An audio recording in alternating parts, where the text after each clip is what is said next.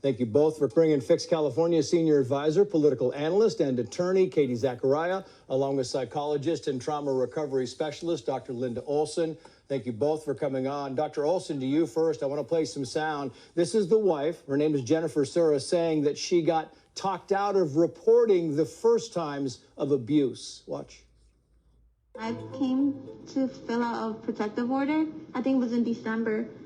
But I didn't show up to the court because his family washed my brain telling me that his dad was sick and not to do it. So I didn't do anything. But after that, it was I would call the police. She called the police time and time again, reported him time and time again, and now she's on his team like, oh, no, he didn't really mean it back then. You've dealt with this many times. What do you think? Yeah, absolutely. And thank you for having me as well. It's not uncommon, and I think what we're seeing is a trauma bond. She's trauma bonded to her husband, and it's not unusual for victims of abuse to recant or change their stories or defend their abuser. It's actually pretty common. Mm-hmm.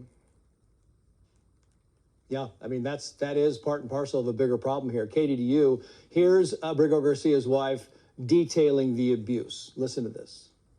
I have pictures of the evidence, all the bruises, because even on Wednesday, he hit me around 3 in the morning. He would just wake up and hit me.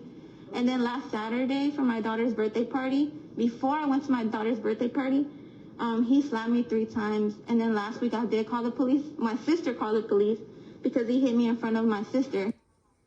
In front of the kids, in front of the sister. I mean, she details this, Katie, and forget about the legal aspect of this. This is the person that Democrats have literally held their hat on to. I know. I'm actually deeply concerned for her well-being, right? She said that the parents brainwashed her into dropping these protective orders. So what's happening right now? What is happening to her? Is she being told to protect him at all costs, or is she scared? I'm actually really concerned about how she's doing. This is really scary. Yeah, it really is.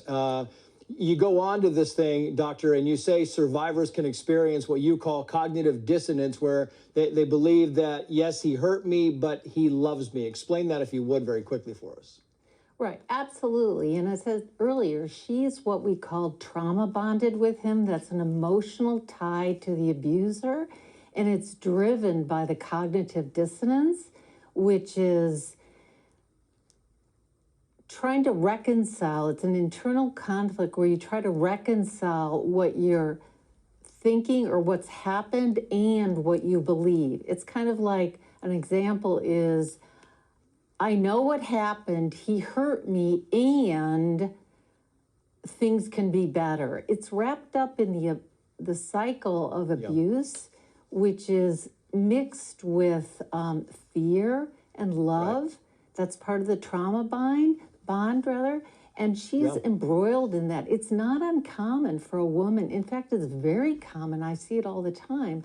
For women to recant or change their story or to defend the protector because and she's done that. She's doing that right now. Let me just move on very quickly if I can, doctor, because the body cam video of Abrego Garcia pulled over in Tennessee is out, and here's what happened. Hello, sir. How are you? Good, and you? All right. Everything good? You got a bunch of people here, don't you? What do y'all do? Huh? What kind of work is it? It's construction, like remoderation, painting, drywall, everything like that. Does anybody else have a driver's license? Driver's license? Yeah. No, nobody? Only me, sir. Yeah, the cop thought he was smuggling people. They clearly said it on the tape. Looks like he's smuggling people, right? Never charged. The judge thought, okay, he's MS-13. Another judge thought MS-13, get him out of the country, and now we're fighting for him. What do you think about this? Well, and the owner of the car, he says, is his boss. This is Jose Ramon Hernandez Reyes. He was convicted in 2020, and DHS confirmed it for human smuggling. So he has 8 people in the car that don't have luggage, and this is 2022, his boss is the owner of this car, who's a human smuggler. And so and in 2020, he has this protective order against him for being violent.